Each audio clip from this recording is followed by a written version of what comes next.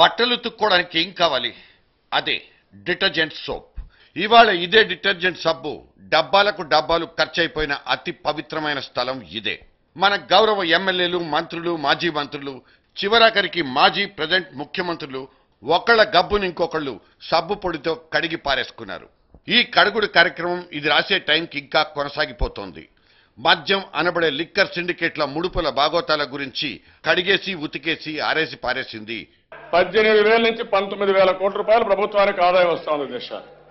దాని మీద దిశ ముడుపులు మాత్రం సిండికేట్లో 15,000 దిశ, రెండు కలుపుకుంటే దిశ 35,000 కోట్ల దిశ. ఇది కాకుండా దిశ ఇప్పుడు సెకండ్స్ అమ్ముతున్నారు, డ్యూటీ నాన్ డ్యూటీ పెయిడ్ అమ్ముతున్నారు, ఇష్టానుసారంగా స్మగ్లింగ్ వస్తా ఉంది, అవి ఉన్నాయి దిశ. టోటల్ గా ఎక్సైజ్ డ్యూటీ అంతా కూడా ఎవేట్ చేస్తున్నారు దిశ. ఇవి కాకుండా మ్యానుఫ్యాక్చరర్స్ కి ఇచ్చే డబ్బులు, అదే మరిగా వీళ్ళందరికీ కమిషన్లు, ఎక్కడికెక్కడ ఎస్టాబ్లిష్మెంట్ ఖర్చులు కానీ లాభాలు కానీ కలుపుకుంటే 60,000 నుంచి 70,000 కోట్ల రూపాయల పేదవాళ్ళ రక్తాన్ని మద్యం ద్వారా ఈ ప్రభుత్వం తాగుతున్నారు. ఇది వాస్తవం, అది ఎస్టాబ్లిష్ అని సిద్ధంగా ఉన్నాం. ప్రొహిబిషన్ పెట్టిన తర్వాత ఈ రాష్ట్రంలో మళ్ళా ఇంట్రడ్యూస్ చేసింది ఎవరు సార్? ₹2 కిలో బియ్యానికి డబ్బు లేదు కాబట్టి ప్రొహిబిషన్ ఎత్తేసి నేను లిక్కర్ పాలసీ మార్చి పెట్టింది ఎవరు సార్? ఈడ అంటే ఆయన రక్తం పేదవాళ్ళది తాగినారు ఆయన ముఖ్యమంత్రిగా ఉన్నప్పుడు. ఏంది సార్ ఈ భాష ఏంది? ఇక వ్యక్తిగతంగా ఒకళ్ళ మీద మరొకళ్ళు పోచుకున్న బురద నీళ్లు లెక్క వేలాది గ్యాలన్లలోనే కట్టుకోవాలి. ముద్దు కృష్ణమనాయుడు, కన్నా లక్ష్మీనారాయణతో పాటు 10ల సంఖ్యలో ఉన్న ఎమ్మెల్యేలు ఒకరినొకరు చీత్కరించుకున్న తీరుతెన్నులైతే ఏ డిటర్జెంట్ పెట్టి తోవినా వదిలిపోవు.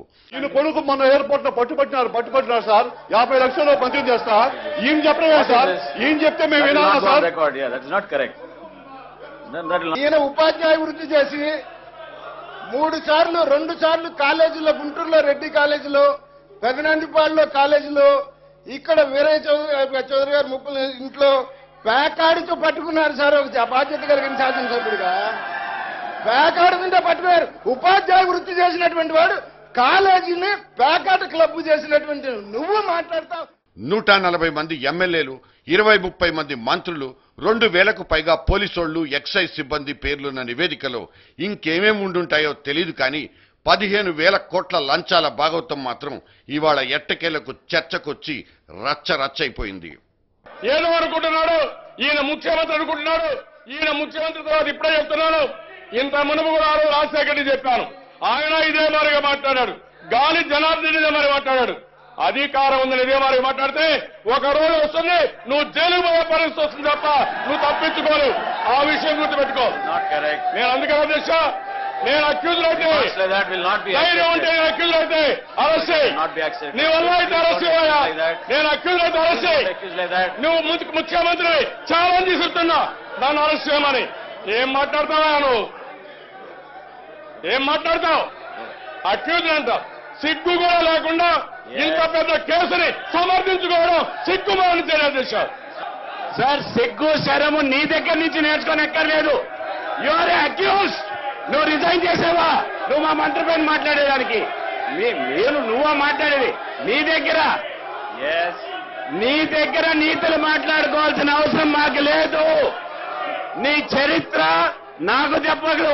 మీ చరిత్ర నీ తెలుగుదేశం ఆఫీసులో మీ పార్టీ వాళ్ళకి చెప్పుకో, నాకు చెప్పొద్దు. నీ చరిత్ర ఏందో నాకు తెలుసు. నీ చరిత్ర ఏందో నీదంతా నాకు తెలుసు, నీకు చెప్పనవసరం లేదు. అసలు ఈ దర్యాప్తు చేయించిందే ముఖ్యమంత్రి. అది కాస్త ఇలా కుళ్ళు కంపు కొట్టి ఇంతటి ముక్కులు బద్దలైపోయే స్థాయికి వస్తుందనుకుంటే ఏదో చేసి సర్ది పారేసేవారేమో. కొంచెం బురద, ఇంకొంచెం సబ్బు. What a dirty picture.